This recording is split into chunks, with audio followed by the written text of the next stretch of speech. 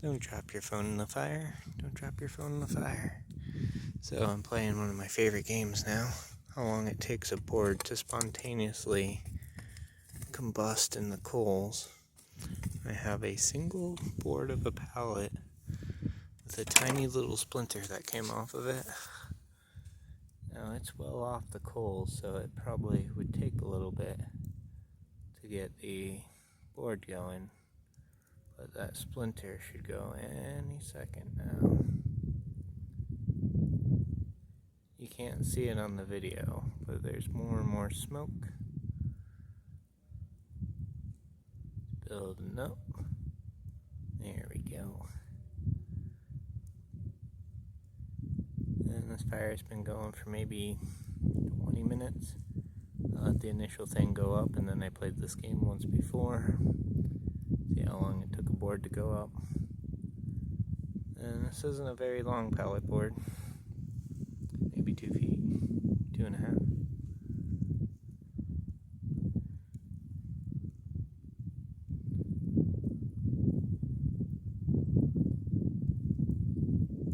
In terms of heat retention, oh, so that's right, I haven't posted, I meant to mash up before and after video up of building this thing with the hole, but I didn't end up getting around to it.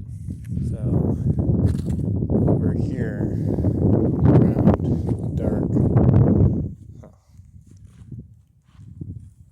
where are we going? We got light.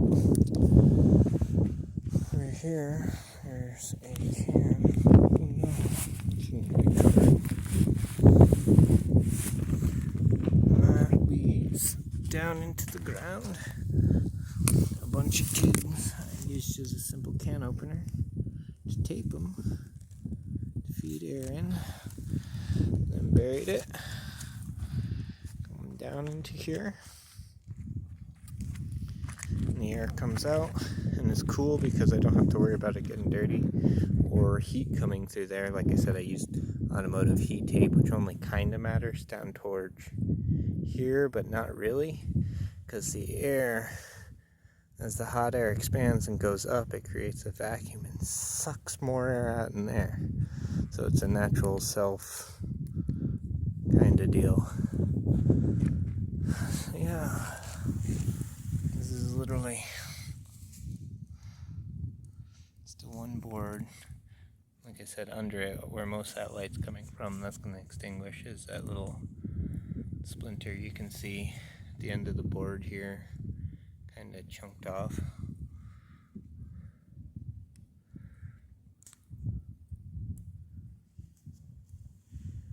Yeah, it's the ground insulates the fire and keeps the heat in, so it really focuses on the wood. And normally, being that low in the ground, you'd have trouble getting oxygen, but that's what the ventilation shafting is for. And above the dirt is a bunch of rocks, like set up in a, like, one rock on either side of the cans, and then one rock over set on each of those rocks, with those two rocks supporting it over the cans, and then I buried it. So even if the tape didn't hold and the cans aren't perfect, there's definitely air between the surface and the ground in that shaft. I'm pretty sure, at least for now. Yeah. And got a nice rock. Can't really see. But this is removable in case I need to.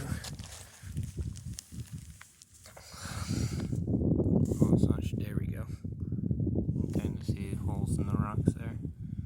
Those are removable if I need to get down and dig it out.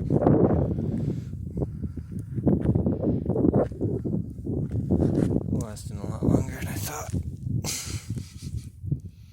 I haven't actually timed it out, so maybe the fire was going longer.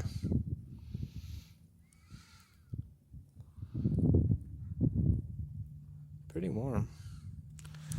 So I literally tripped over this metal thing that I have going over it. that pan was randomly in my RV, and this metal thing came with the land. It's heavy iron. I don't know, it's good for a teapot. Ooh, here's the rock I was talking about that's removable. It's also letting some air in, but mostly heat retention. I want to cover it all, but I was thinking doing it this way with the board slanted like that. I could make like a grill surface where it would be hot over here and cooler as you go over there, and then if you were like cooking burgers, you'd have to rotate them as you flip them away from there so they'd cook evenly or something. I'm not a cook. I like burning things.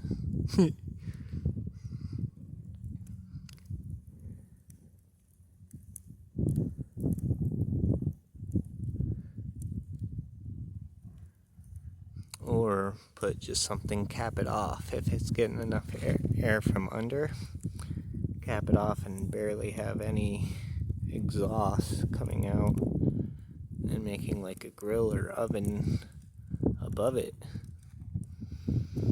that just cooks via air temperature. I don't know how to do that. There's logistics. Because to keep the air temperature up, would it have to be under pressure to prevent rapid exhaust? Because air is so hard to keep warm, or it's resistant to temperature change. And then differentials in air will cause movement.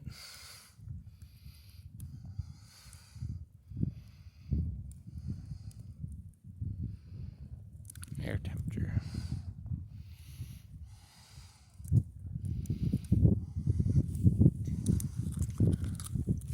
I'm just gonna knock it down here. If I had like a teapot on right here, keep the fire higher. I like to spread it down into there.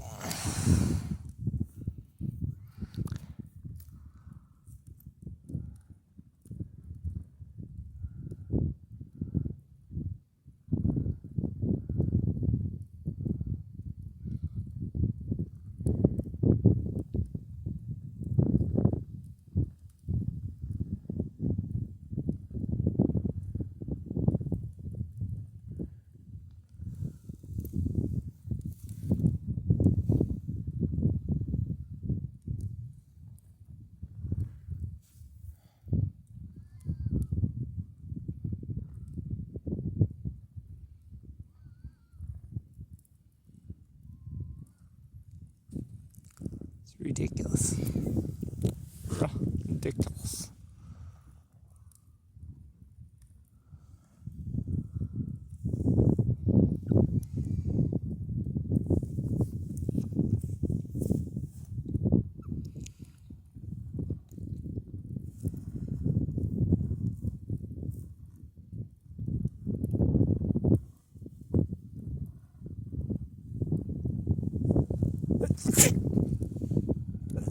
Ooh, I'm allergic to fire.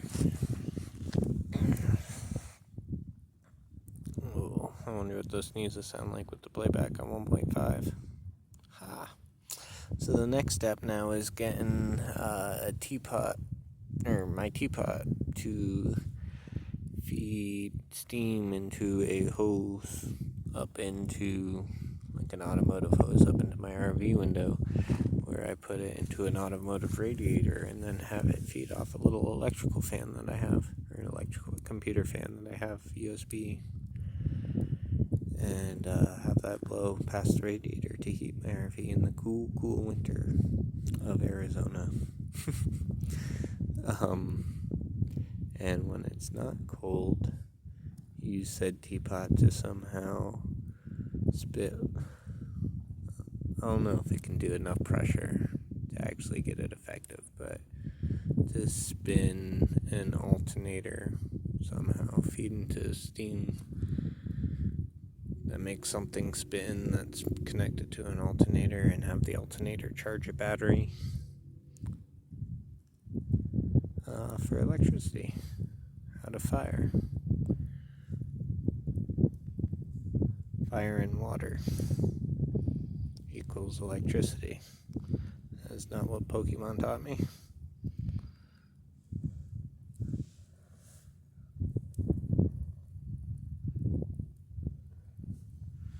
Wish you were here. Who am I talking to? Glad you're not here. You're glad you're not too.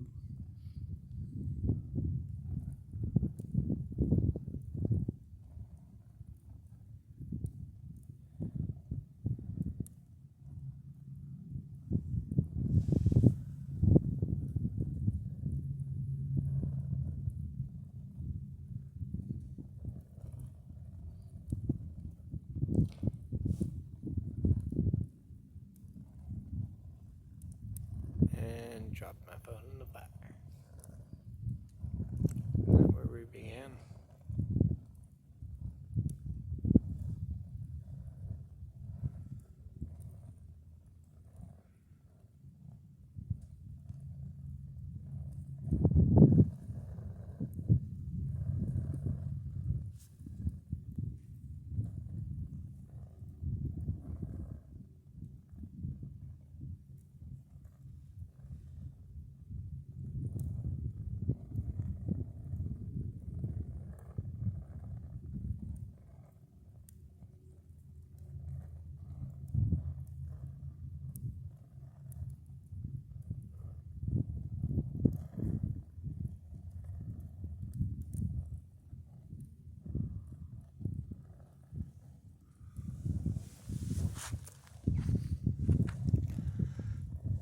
See past the. If I zoom in past the fire, if you can see the coals.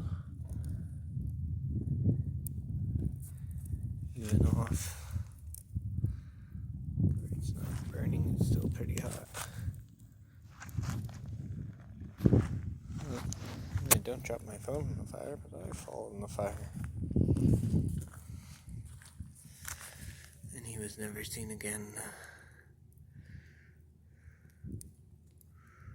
Oh, that's good stuff, yeah. Oh, yeah, baby.